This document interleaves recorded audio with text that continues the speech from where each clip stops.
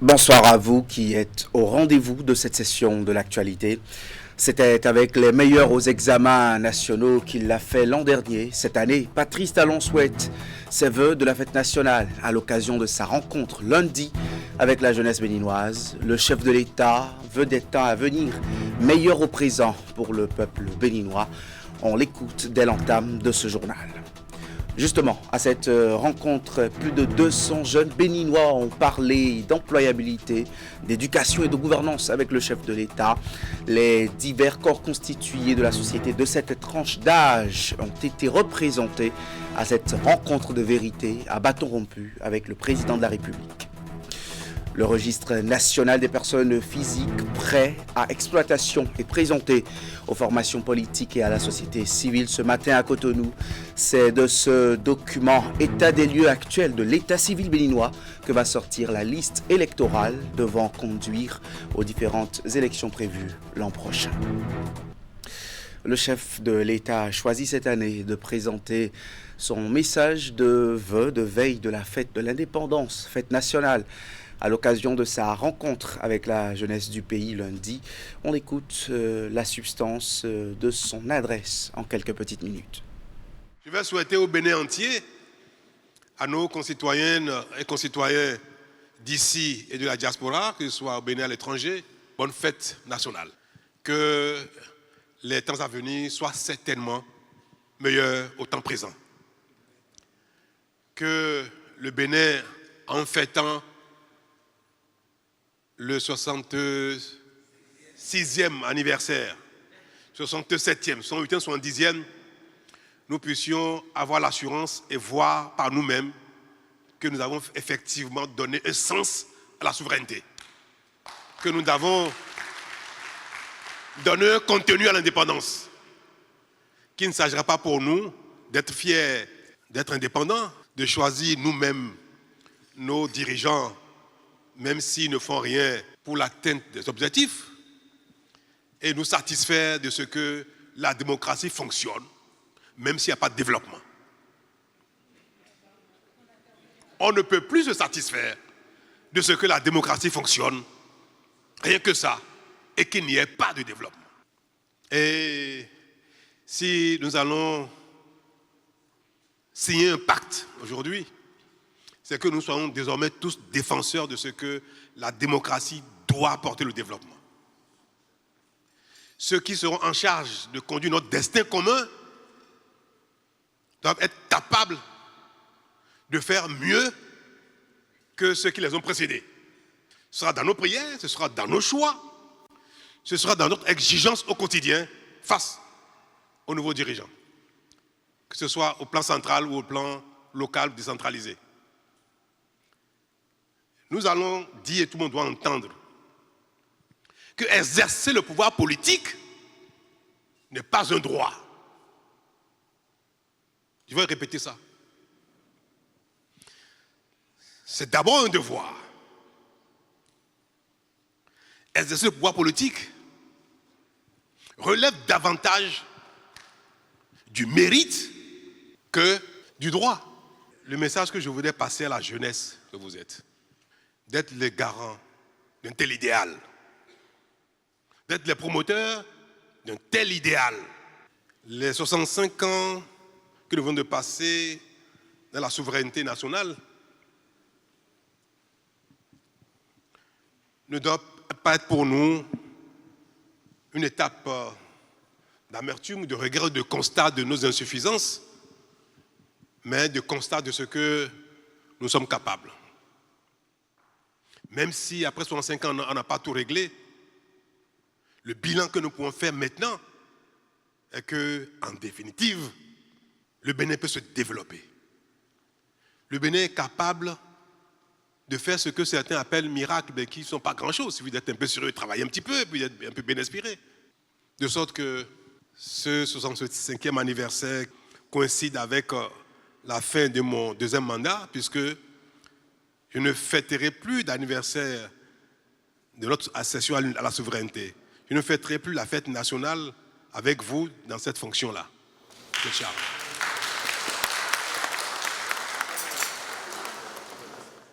Et comme ce ne sera donc plus le cas, je voudrais profiter de moments aussi solennels, aussi chargés d'émotions, de moments du genre, pour exhorter votre conscience collective, vous la jeunesse, pour vous prier d'être les garants de la suite, de veiller à préserver ce que nous avons ensemble difficilement acquis et montré, d'être les garants de cette dynamique qui a pris corps depuis quelques années, de sorte que demain soit meilleur à aujourd'hui. Moi, je fais le serment qu'en partant, je serai actif avec vous pour le choix de celui qui présidera à notre destin commun.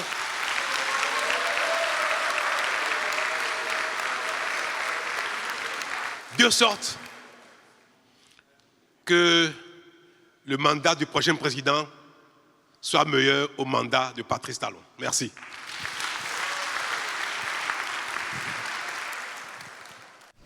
Et vous l'avez vu sur ces images, plus de 200 jeunes ont été témoins de cette rencontre de Patrice Talon avec la jeunesse de son pays. Les échanges au cours de ce meeting de vérité se sont articulés autour de plusieurs sujets, notamment les questions de développement, d'emploi des jeunes, d'éducation et de gouvernance aussi. C'était également l'occasion pour le chef de l'État de recueillir les préoccupations de la couche juvénile. Suivons ici quelques jeunes qui ont évoqué lors de leur prise de parole la situation des détenus politiques, celle des personnes porteuses de handicap et pourquoi pas des taxis motos. Si je suis devant vous aujourd'hui, c'est avec l'humilité et la peau d'un fils, d'un enfant. Parce que j'ai vu tout à l'heure que vous étiez dans la joie quand vous avez vu que c'était une jeunesse qui était devant vous. Ça veut dire que ce sont vos enfants. Cher papa,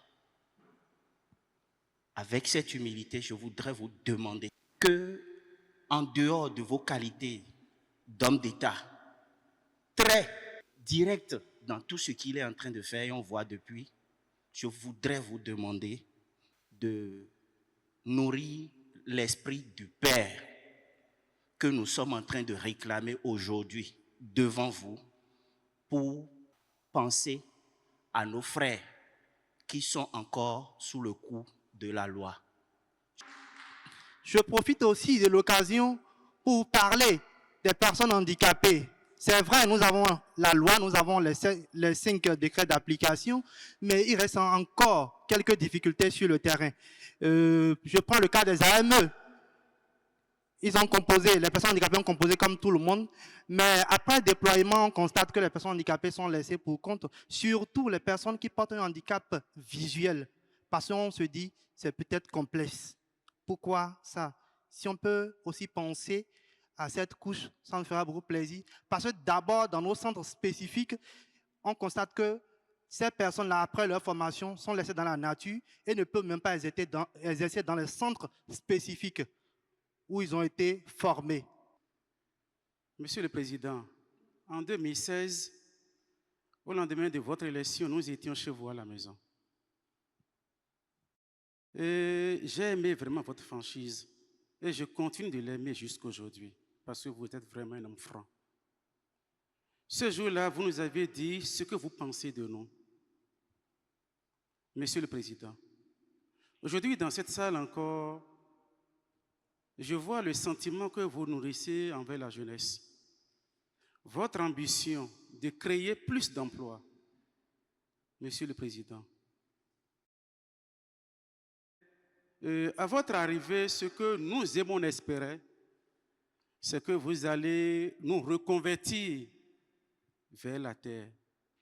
Monsieur le Président, je n'ai pas compris qu'en 9 ans, vous n'aviez pas un programme, un projet pour nous, pour notre reconversion. Écoutez maintenant le président de la République dans ses réponses à ces préoccupations soulevées par les jeunes présents à cette rencontre. Mais c'est comme un acteur politique qui détourne. E-service anip.bj, c'est Mais c'est comme un acteur politique qui détourne les fonds publics. Parce qu'il a une cassette politique, est-ce qu'il faut systématiquement le gracier? Quelqu'un qui a volé les ressources d'une mairie, mais qui est un leader politique. Et il a établi qu'il a fait ça. Alors, qui il faut gracier systématiquement? Qui ne doit pas être gracié de manière systématique et de manière récurrente? Parce que c'est un mauvais signal aussi qu'on donne dans l'assainissement de la vie publique. C'est à ça que je suis confronté. Et comme j'ai choisi de faire des réformes courageuses, j'ai choisi d'instaurer un nouvel ordre en termes de comportement, en termes de reddition de comptes, en termes de chacun doit répondre de ce qu'il fait. Est-ce que, pour mon égoïsme, parce que je veux paraître bien, je veux quand on me dit pardon, je dis oui, mon fils vient, pardon, je sais faire, c'est fait. Est-ce que je dois donc systématiquement accéder à ça? Systématiquement. C'est pour dire que je vous comprends. Puis que je prends acte de ce que vous avez dit, que je verrai ce qu'il faut faire, où et comment.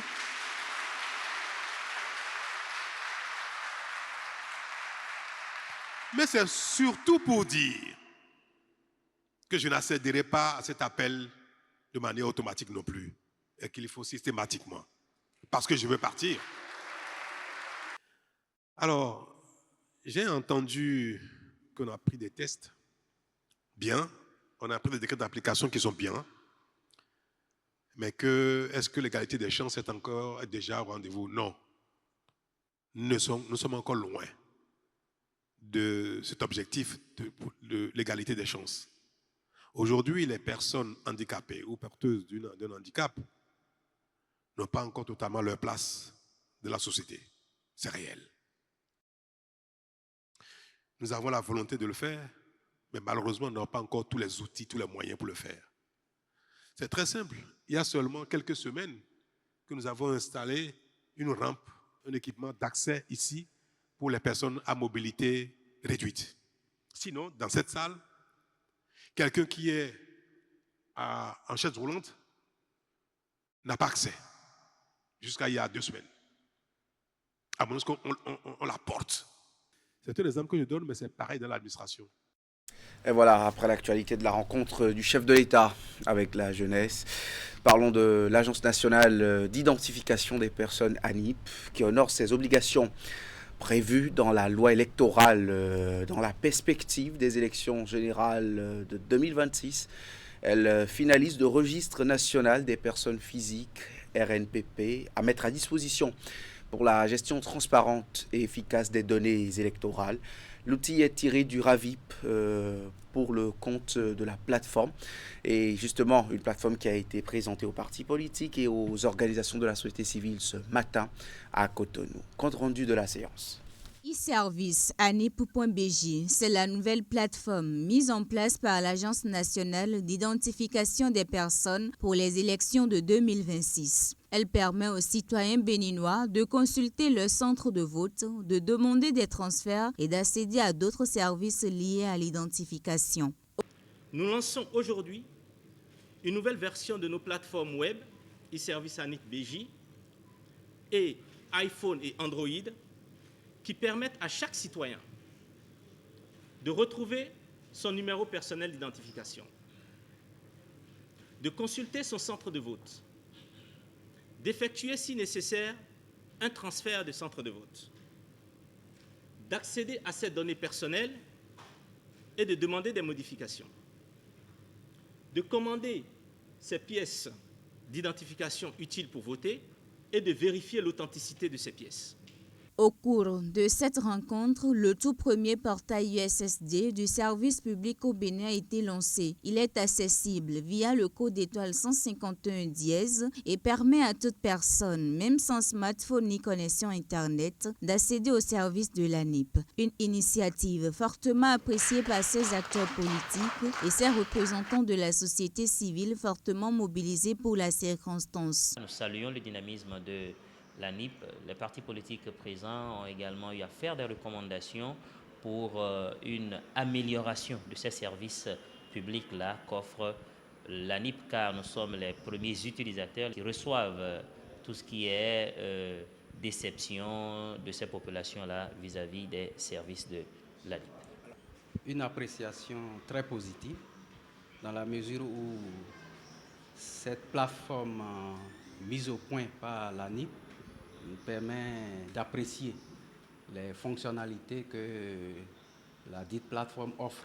Du 31 juin au 28 septembre 2025, chaque électeur peut déjà consulter son centre de vote et effectuer le transfert voulu. Suivra ensuite, du 13 au 28 septembre 2025, l'affichage de la liste électorale dans tous les centres de vote au Bénin. Et le 12 novembre 2025, la NIP procédera à la remise officielle de la liste électorale informatisée à la Sénat.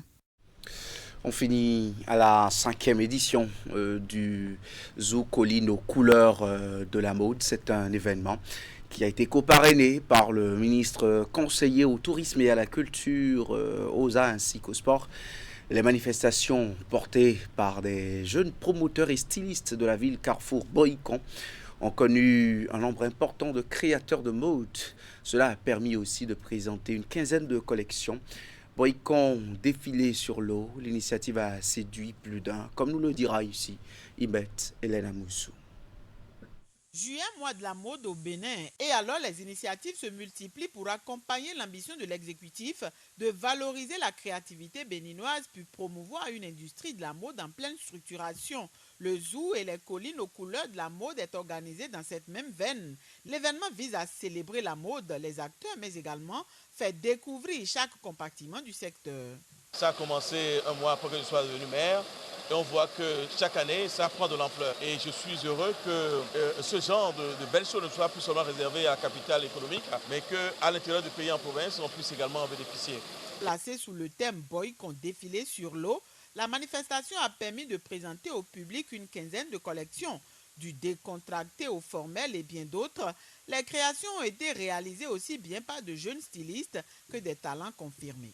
Nous avons d'abord commencé par les jeunes talents des écoles. Après cela, nous avons eu ceux qui sont sortis fraîchement d'école, 1 an, 2 ans d'expérience. Et après, nous avons aussi promu les artisans à la base. Ils existent, ils sont présents. Donc nous ne pouvons pas les mettre de côté pour dire on veut créer une nouvelle génération. Suite à cela, nous avons eu le défilé des créateurs confirmés qui ont l'habitude des grands T, qui ont l'habitude des créations. C'est du jamais vu ici à Boïcon de voir un défilé sur l'eau. Donc je me suis dit qu'il fallait créer des tenues tellement chic, jolies, des robes présentables qu'on peut porter pour aller partout avec des tissus hors pair d'une qualité exceptionnelle. Séduits par les modèles, le public et les autorités présentes n'ont pu cacher leur satisfaction. Joie, émotion et fierté se lisaient sur les visages. Ma présence ici témoigne de ce qu'ils font participe pleinement déjà à ce que nous pensons à la tête de l'État. Ce sont les micro-actes qui font les grandes actions. Et le président Patrice Talon l'a toujours dit, en solidarité à ce qui se fait au sommet de l'État, s'il n'y a pas de petites initiatives à l'intérieur du pays, on croirait que nous sommes dans une dynamique de centraliser uniquement le développement à Cotonou, alors que nous voulons que tous nos territoires bougent. N'ayant rien à envier au défilé organisé par de grands promoteurs, la soirée a pris fin par une parade des cadres de la localité, loin de leurs services respectifs et d'un quotidien fastidieux. Ces hommes et femmes se sont essayés au mannequinat. Voilà, c'est tout pour ce journal. Merci de l'avoir suivi et déjà, bonne fête nationale à tous.